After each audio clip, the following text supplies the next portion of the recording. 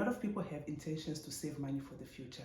However, a lot of people fail to translate these intentions into actual amount of money saved throughout their lives. Hi, my name is Agnes and I'm here sharing my journey to financial independence. I've had my own struggle with money and especially saving, and on this channel I talk a lot about saving for an emergency. So in today's video, I'm going to share some of the evidence-based strategies that one can use to enhance their ability to save towards the future. And by saving specifically in my context, I mean more about saving towards an emergency fund. So why is it that some people can effortlessly save while others cannot? One answer can be that some people just tend to make a lot more money, which enables them to save a little bit more, and some just do not make enough to cover their needs and save. While this can be true to an extent, saving is mostly a behavior type of thing that can be enhanced by discipline. One of the studies that I'm going to reference in this video noted that the level of saving in much of the developed world remains critically low. So these are the people that are making a lot more money. Why can they not save?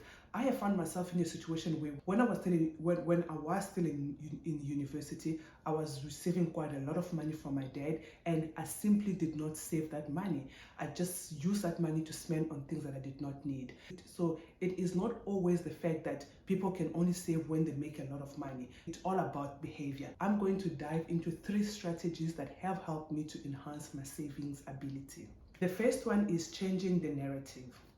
So we often find it difficult to save because of delayed gratification. We don't get the same reward from saving as we get from spending. One way to fix this can be by attaching meaning to our savings goal. A study titled "Leveraging Psychological Fit to Encourage Saving Behavior" suggests that identifying the right saving goals, that is, those that allow individuals to envision how saving money today will empower them to satisfy their psychological need and motivation in the future, could help people save. The study found that savings rates amongst households rose higher when asked to attach a picture of their children to an envelope in which they store their weekly savings. After 15 weeks, the household that had attached a picture of their children to the saving envelope ended up saving a lot more money than the other household that did not attach the picture to the envelope. The household that ended up saving a lot more money was less likely to deplete this money by spending it, because now they had attached meaning to the savings. This study concluded that we need to set specific goals towards our savings, and these goals have to remain salient. So for me, the idea of going into debt to cover an emergency makes me sick in my stomach. So because of this reason, I am more motivated and more encouraged to put money towards my emergency fund to cover emergencies when they are. The second strategy that helped me was understanding that things have a happiness cap.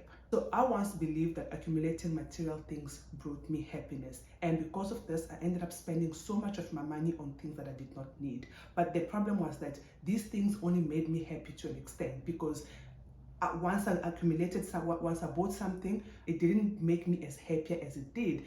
And from this, I ended up buying more, and this just became a cycle from moving from one item to another. And eventually, I had so much stuff that I did not need, and this stuff were just using so much of my space. I ended up selling most of these things or giving them away. So to elaborate on this, there's a study titled "If Money Doesn't Make You Happy, Then You Are Probably Not Spending It Right." This paper illustrates some principles on how we can save money to enhance our happiness. One principle illustrated in this study was that we should use our money to buy more experience and fewer material things. One reason for this is that we adapt to things so quickly, and once we adapt to the item, we want to move on and get another item and just keep on going, like my case. So this principle helped me to change my mind, to start saving towards experience that have a potential of making me happier, and that happiness can last for a longer time. And by default, because I saved my money towards experience, I now ended up saving less money into things that I will end up giving away or selling or throwing or never use.